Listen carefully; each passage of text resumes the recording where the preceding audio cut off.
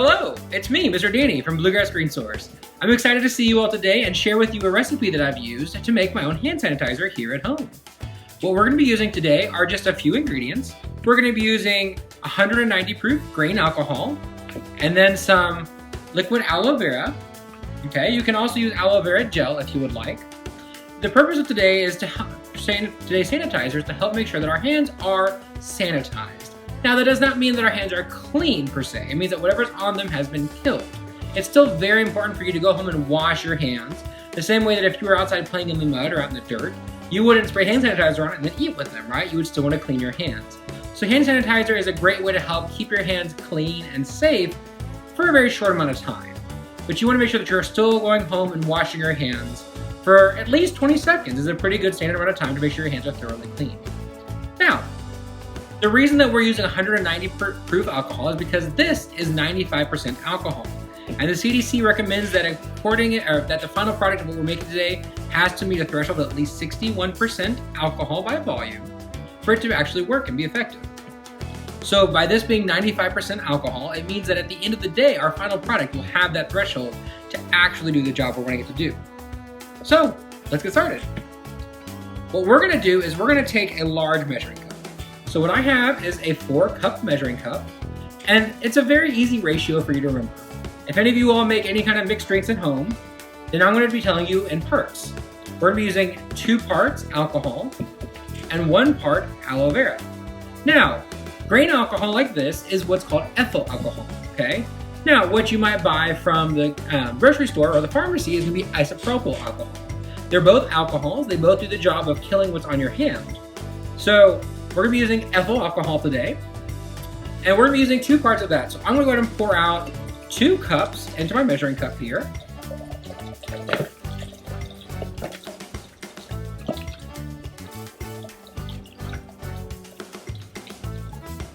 All right, and just to be a little bit better safe than sorry, we're gonna pour just a little bit over that line just to make sure. All right, so as you all can see, we're just a little over the 2-cup line, and that's okay, because we're erring on the side of caution and making sure that our final product has more alcohol in it. Okay. Now the nice thing about ethyl alcohol is I don't find it as drying for my own skin as say isopropyl alcohol, but even still we're gonna add some aloe vera gel, and that's gonna help to make sure that our hands aren't completely dried out by the end of this.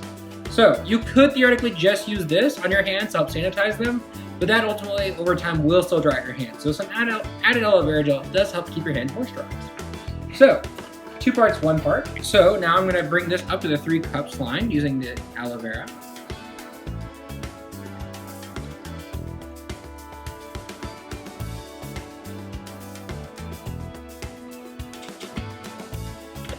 Excellent.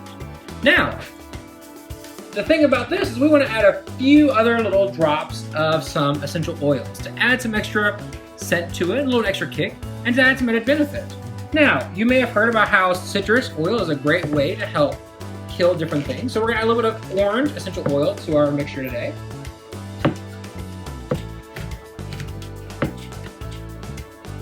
So this dropper is at approximately 1 milliliter. So we're just gonna add 1 milliliter of this essential oil today.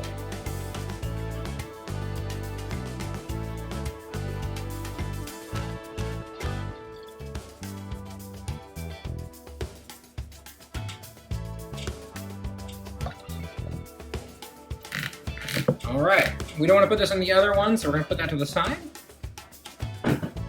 Tea tree oil is another great one to add for helping to kill different bacteria.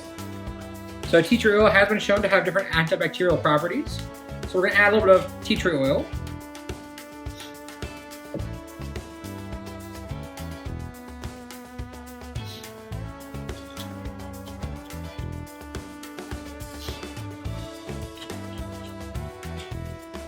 And then, because it's one of my favorites, and in the past has been shown to have some antiviral properties, I'm not saying this one's going to be killing every virus out there, but it does help to have some extra stuff to it. It's also very calming and very peaceful. We're going to add a little bit of lavender. So, let's get some lavender.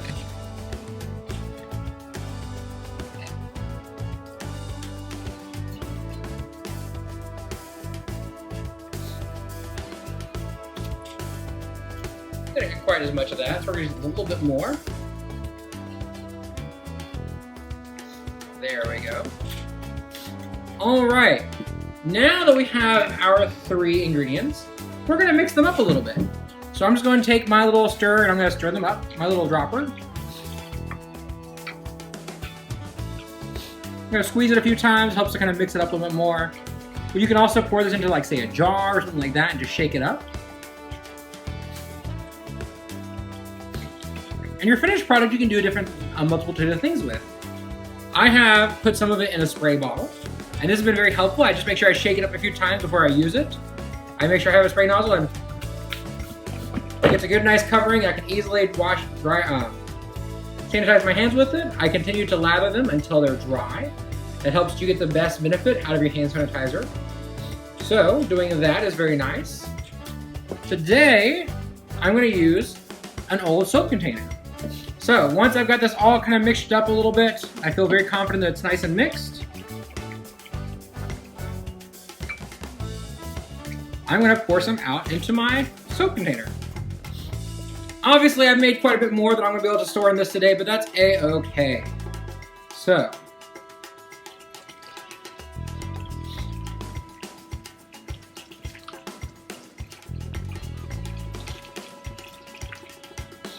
I have a very well-scented workstation later on. All right, once that's full, I return the pump to it.